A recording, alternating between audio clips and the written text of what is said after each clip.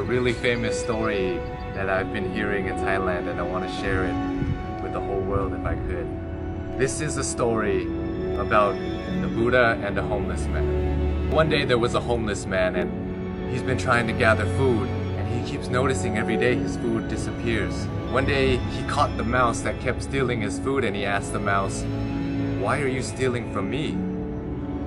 I'm a homeless man. You can steal from richer people than me and it won't have any effect on them." The mouse then told the homeless man, "It's in your destiny that you can only have 8 items in your possession.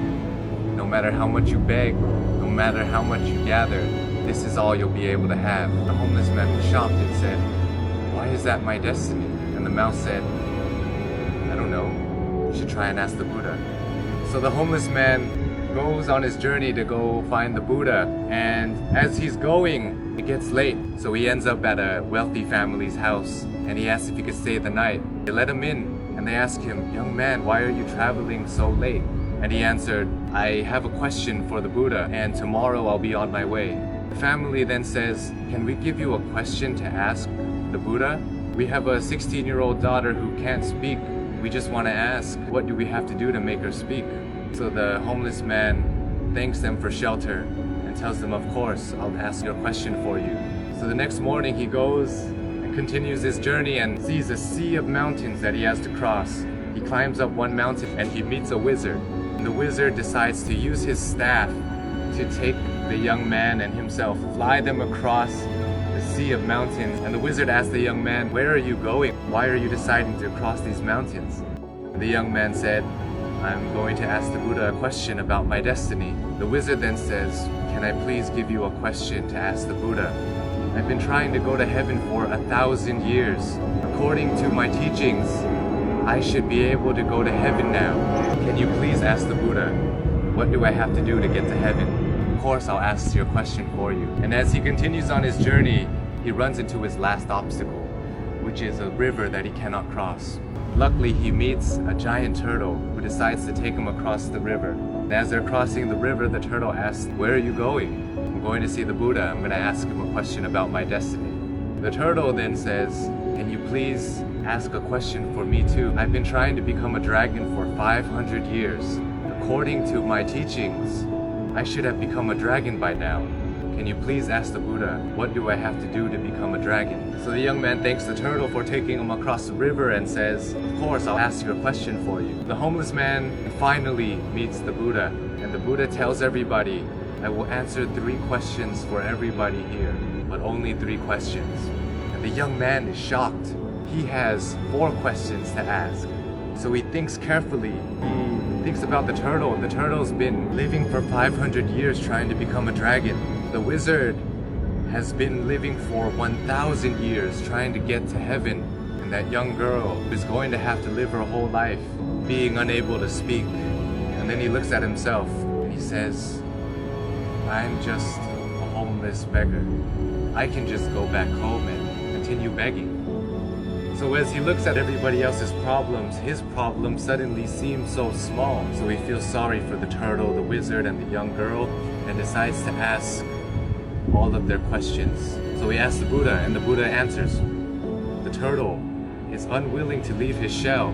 As long as he's unwilling to leave the comfort of his shell, he will never become a dragon.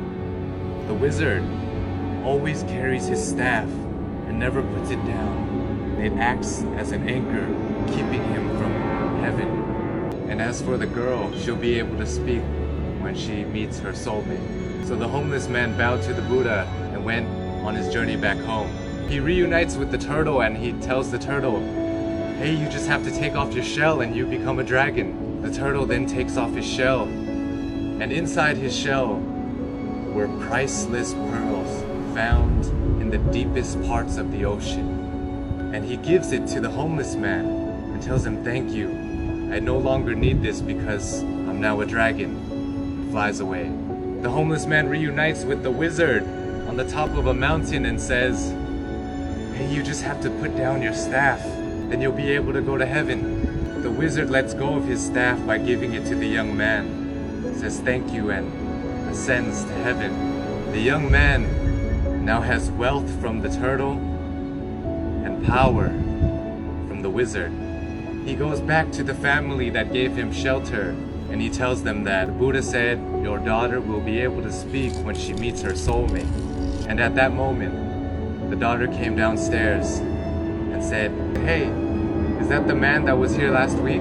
The young girl and the once homeless man have found their soulmate. This story tells us so many things, so many lessons, but for me, I think that sometimes we have to give things in order to get some things. Sometimes if we want to become a dragon, we want to become a lion, we have to be willing to leave behind what makes us most comfortable, what makes us feel most safe. We have to leave our comfort zone, just like the turtle did.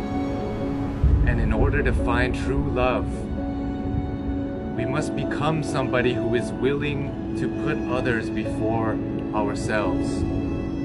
When you're alone and when you're lost in your thoughts, sometimes your problem seems so big and it may seem like it's the end of the world, but if we look at other people's lives, other people who don't have as much opportunity as us and who have it worse than us, sometimes it makes our problem seem so much smaller. And if we're willing to lend a hand to those who are struggling more than us, willing to help them, it may change the course of your life, your destiny, and the universe may repay you in such a way that you never would have imagined.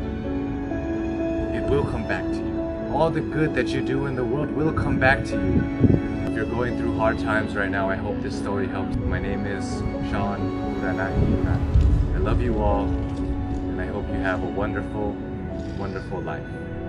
สวัสดีครับ